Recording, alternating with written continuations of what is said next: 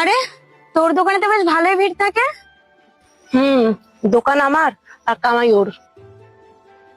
আরে, দোকানে যখন এতই কাস্টমার আসে, তাহলে ওকে বাদ দিয়ে তুই দোকানটা চালা না। আরে না রে, আমাদের সব দোকানদারি হয় না। আরে, এটা কোনো আবার কঠিন কাজ নাকি? তুই দোকানদারকে সরা, দোকানটা খালি কর, তারপরে তুই সেম প্রোডাক্ট নিয়ে বেচা শুরু কর। কাস্টমার তো রয়েছেই। এবার দেখ, বাকিটা তোর ইচ্ছা।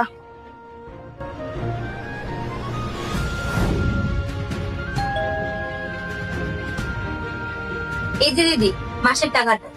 দিদি আমি আসলাম তাহলে। হ্যাঁ, এই দাঁড়াও একটু, এটাই তোমার শেষ মাস, বুঝলে তো?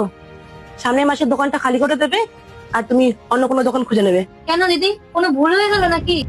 আমি তো তোমাকে মাসের টাকা টাইম মতোই দিয়ে দিই। না না, সেরকম কোনো ব্যাপার না। তাহলে এখন এমন কি হলো দিদি? এত কষ্ট করে এত বছর ধরে দোকানটাকে দাঁড় করালাম, আর তুমি এখন বলছো দোকানটা ছেড়ে দিতে? তো আমি কি করব? তুমি এতদিন ধরে কষ্ট করেছো, তো আমার দোকান, আমি কখন কাকে ভাড়া দেবো, কখন খালি করাবো, সেটা আমি বুঝে নেবো না?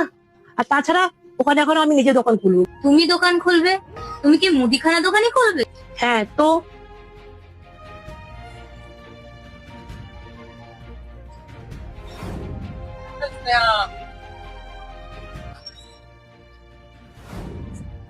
বস, কিরে এত মনমরা হয়ে রয়েছিস কেন তুই? আর বলো না দাদা, আমার তো সর্বনাশ হয়ে গেছে। সে কিরে, তোর আবার কি সর্বনাশ হলো? জয়দা, তুমি তো জানোই ওই দোকানে আগে কোনো লোকজন যেতই না। আমি এত বছর ধরে এত কষ্ট করে দোকানটাকে ঠিকঠাক জায়গায় নিলাম, এত কাস্টমার জোগাড় করলাম, এখন দেখো ওই দিদি বলছে দোকানটা ছেড়ে দিতে। কেন দোকান ছাড়তে বলছে কেন? দিদি বলছে এখন নিজেই দোকান দেবে। আমি প্রথম থেকেই তোকে বলেছিলাম যে এগ্রিমেন্টটা করে রাখ। আজকে এগ্রিমেন্টটা করে রাখলে তোর আর এই দিনটা দেখতে হতো না। ঠিকই বলেছো দাদা, তখন তো আমি বুঝতে পারিনি এরকম হবে। বাদ দে, যা হওয়ার তা তো হয়েই গেছে, আর এইটুকু সামান্য বিষয়ের জন্য তুই মন খারাপ করিস না, বুঝলি তো? দাদা এবার বলো তো আমি এখন কি করি? স্নেহাদি, স্নেহাদি, হ্যাঁ ভাই, বলো কি লাগবে? স্নেহাদি নেই? না, এখন তো এই দোকানটা আমি চালাই। ও আচ্ছা, ঠিক আছে।